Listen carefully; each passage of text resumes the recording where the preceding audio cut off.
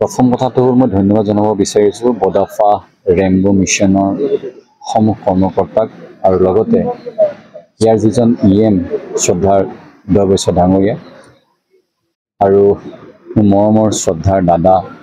পদ্ম হাজৰিকা ডাঙৰীয়া যি এটা মোক গুৰু দায়িত্ব অৰ্পণ কৰিছে যে বডাফা ৰেইনবো ৰিভলিউশ্যন মিছনৰ ব্ৰেণ্ড এম্বেচাডৰ হিচাপে যি দায়িত্ব অৰ্পণ কৰা এই যিটো গধুৰ দায়িত্ব যিদৰে প্ৰচাৰ আৰু প্ৰসাৰ কেনেকৈ কৰিব পাৰোঁ উন্নয়নৰ কাৰণে লগতে পোনপ্ৰথমবাৰৰ বাবে আজি ভেৰগাঁও অঞ্চললৈ আহিছোঁ আহি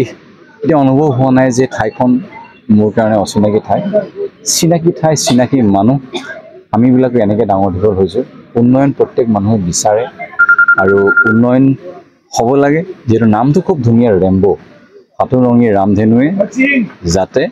সমগ্ৰ বড়োলেণ্ডতে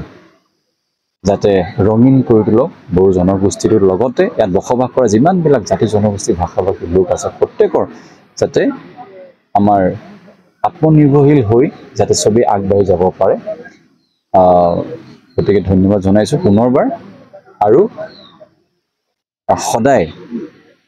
বড়ো সমাজৰ লগত সদায় থকাৰ সদায় প্ৰতিশ্ৰুতিবদ্ধ হৈ আজি এই অনুষ্ঠানটোত সংকল্পবদ্ধ হ'লোঁ ধন্যবাদ